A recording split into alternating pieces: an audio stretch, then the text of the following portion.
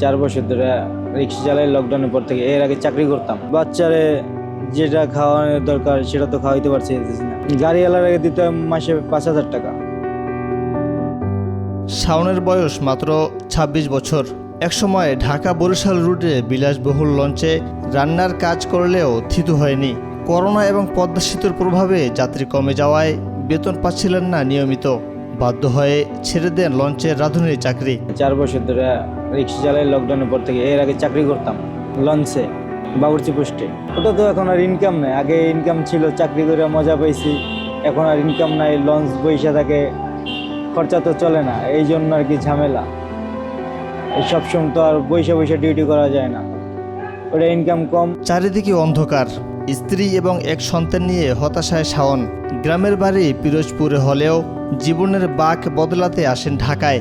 গত 4 বছর ধরে গুলিস্তান এলাকায় রিকশার পেডেলে এগিয়ে চলছে তার জীবনের গতি প্রকৃতি। সারাদিন রিকশা চালিয়ে হিসাবের খাতায় জমা হয় 500 টাকা। রোদে পুড়ে বৃষ্টিতে ভিজে দিনের অধিকাংশ সময় রিকশাতে থাকতে হয় শাওনের মতো আরও অনেকের। 400-500 টাকা হয়, কিন্তু পরিশ্রম দিতে হয়। পরিশ্রম দেওয়া লাগে অনেক। গাড়ির চালানটা অনেক টাফ। গাড়ির চালানটা মোটামুটি চলে, কিন্তু তেমনটা না। ইনকামটা দিনেই হয় বেশি, কারণ দিনে অফিস টাইম থাকে, গাড়ি ঘোড়া চলে, যাতায়াতের মানুষজন, অনেক লোকজন বাইরে। রাতে তো আর কেউ বেরোয় না, এই জন্য দিনে ইনকামটা বেশি রাতের থেকে। 130 টাকা চুক্তিতে দৈনিক দুবেলা খাবার খেয়ে মাস শেষে রিকশার মালিকের হাতে দিতে হয় 5,000 টাকা। তবে কতটুকু চাহিদা পূরণ করতে পারছেন এই শাওনেরা?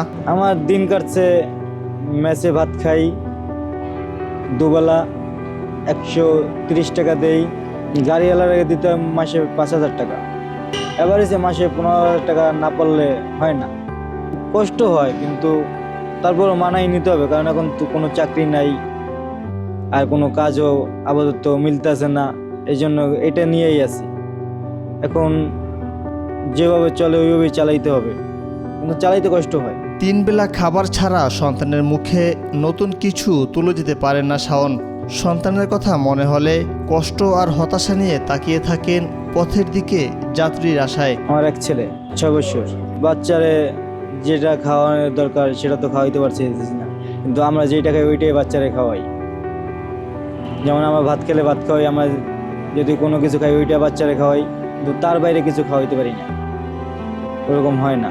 আমার কাছে অবশ্যই খারাপ লাগে, কারণ নিজের সন্তান, যদিও ওরে যতটুকু যত্ন করার অতটুকু যত্ন করতে পারতাছি না। ওরে যতটুকু হেল্প করার ততটুকু করতে পারতাছি না।